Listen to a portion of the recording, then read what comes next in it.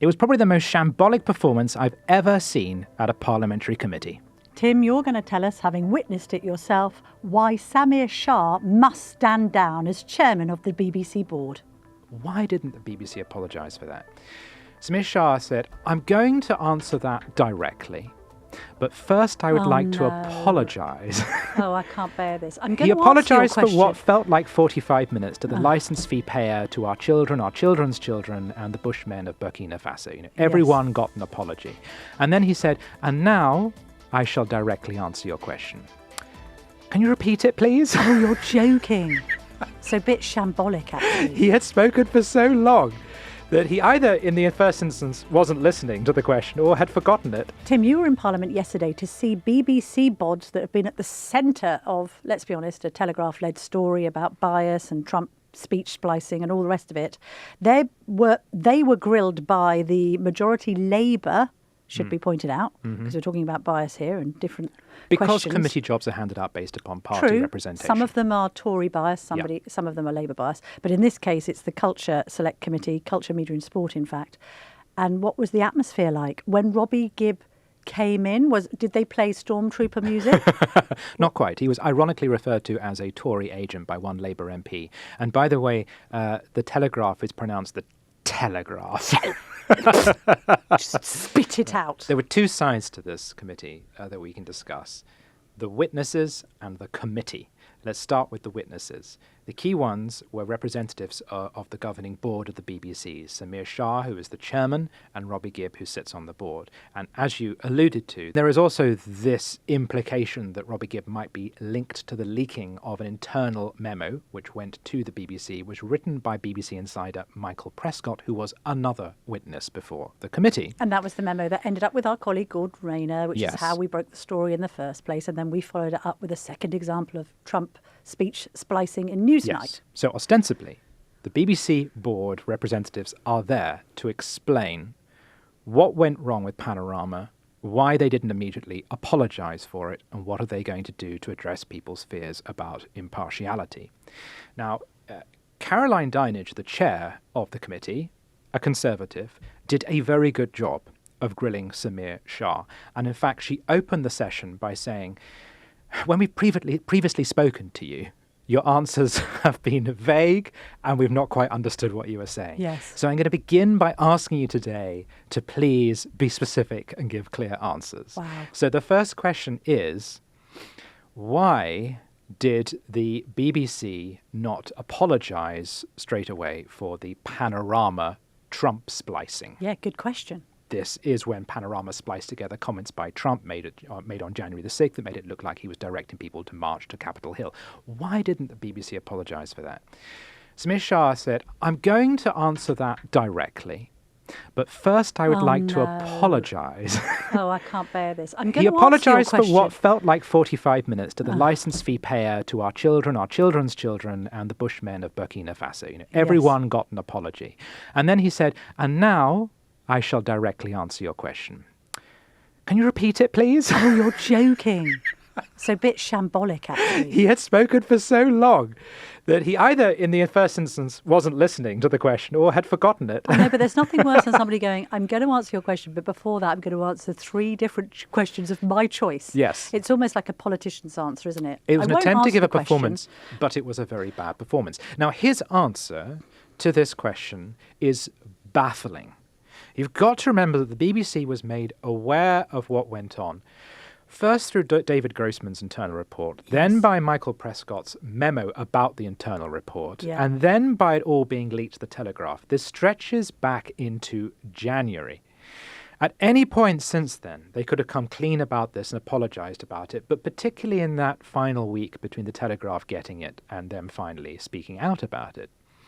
And his explanation of why they didn't apologise was that he said, "An apology was necessary, but the one we had drafted was insufficient, so we chose not to give it." Wow. In fact, at this point, a lady called Caroline Thompson, who also sits on the board, interrupted in order to translate into English what he was trying to say. And she said, the reason why it was insufficient was because the people responsible for Panorama didn't really want to apologise No. for the programme. They were willing to admit the error with the splice, but they were not willing to concede everything with regards to bias on the programme. Sure. So in other words, Shah ended up giving a performance that was just so embarrassing and smacked of institutional chaos and feet dragging.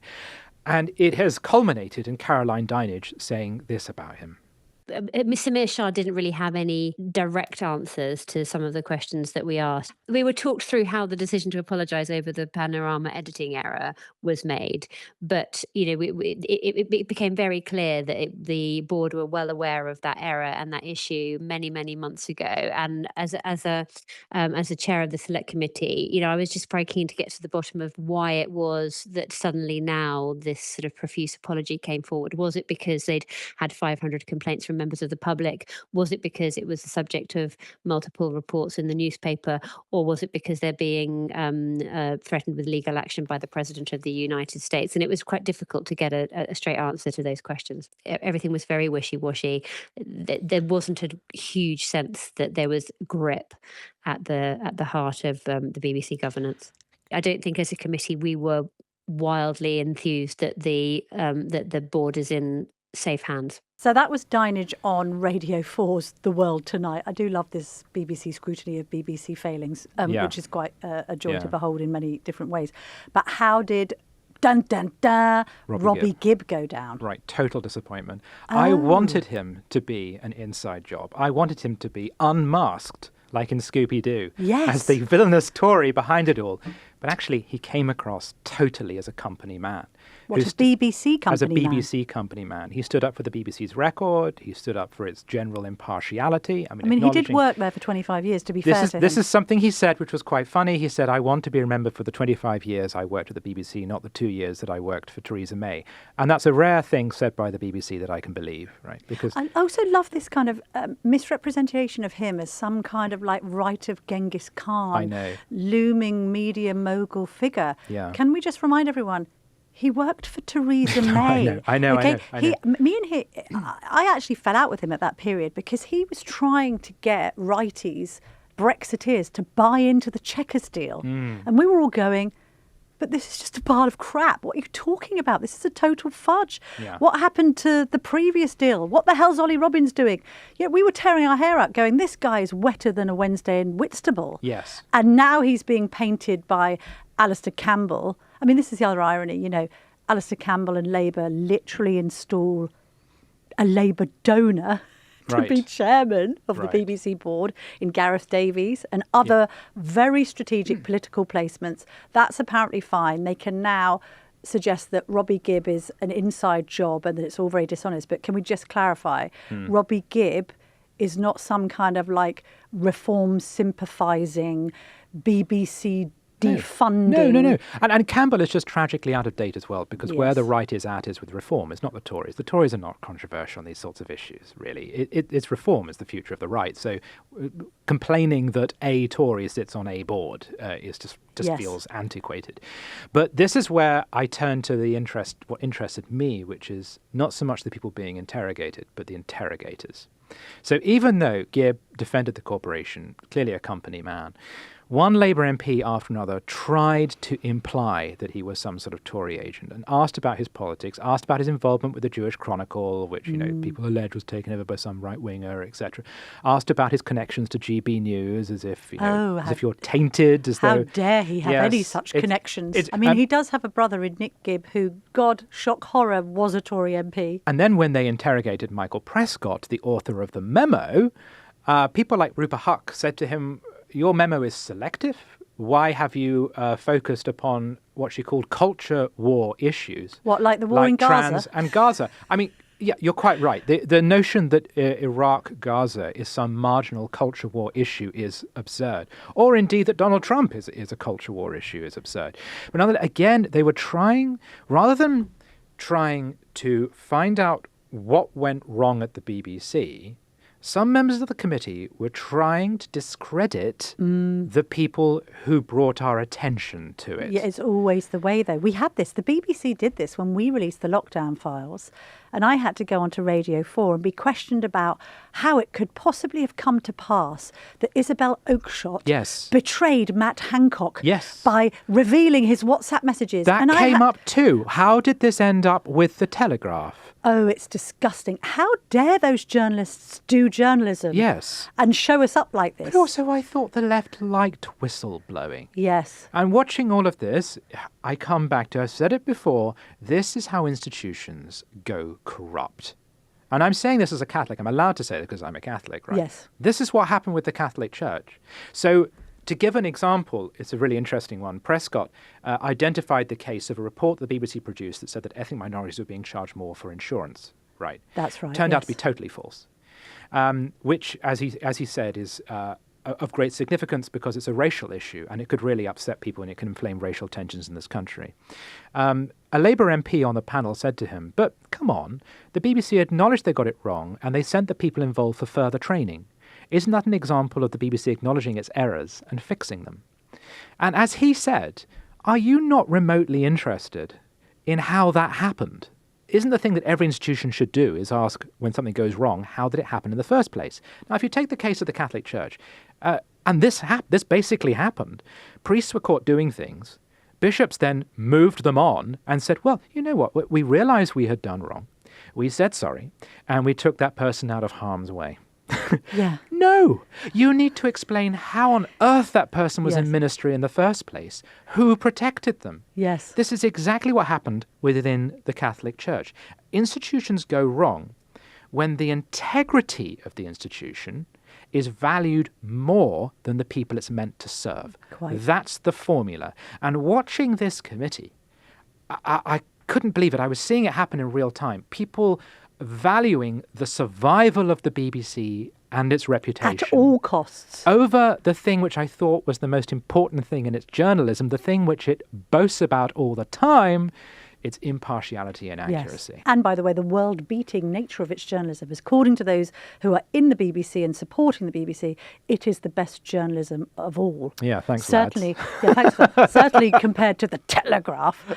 So, what's your betting on? We've obviously seen the departure of Tim Davie, the Director General, the departure of Deborah Turness, the CEO of BBC Correct. News. Yes. What's Shah's future? What's Gibbs's future? What's your what are your predictions? I honestly think Shah will go. Right. I because he gave such an astonishingly bad performance. The board is clearly far more divided and in a lot more trouble than we realise. And I don't see how they get that clean slate. He's just been exposed as horribly ineffectual, the worst variety of corporate blatherer that I've ever seen. And I say that knowing that we are paid blatherers. But we do get to the point eventually. No, indeed. And the programme does eventually end. Can I just say, not just paid blatherers, but now award-nominated paid blatherers. Oh, yes, this is true. Yes. Because, Tim Stanley, have you got a little trumpet in that little Ba, pocket ba, of ba, yours? ba, ba. Because you usually keep biscuits and other items in your pockets. We need a little bugle to be sounded because we have been nominated as Presenters of the Year at the Political Podcast Awards. Yeah, we're never going to win. No, I know. You know we're not going to win. We like to You've seen the competition. I know. We are up against some big We're up names. against Mateless. We're mateless. We're up against Nobody Mateless. can surpass the greatness of the mateless. It's like Pee Wee Herman against Marlon Brando for an Oscar. You know, Yes, just it don't is. stand a chance. Yes, Don't. it's like Citizen Kane versus Fast and Furious 21 or whatever the latest is. So, having said all that, we can always say, as I've always said for myself, that I am an award-losing journalist. Oh. I've been nominated for many, Tim, Right. and never won a thing. Oh, okay. Although we did win something last year. Producers, What did we win? We did win something. I've got it on my desk. I've got it on my desk. And there we have it. So we hold out little hope, but we do want to thank you for listening and for watching. I've never been nominated before, so I'm looking forward to my first ever loss. Also, you and I get a night out. We do. And that could be fun. Right, we will be back then on College Green, wrapped up warm, Yep. in thermals, to bring you The Budget tomorrow on the Daily Tea, 5 p.m. If you're enjoying our journalism, why not sign up to From the Editor, our free email newsletter? Start your day with the latest news and opinion, plus our bite-sized puzzles. Scan the QR code to sign up free today.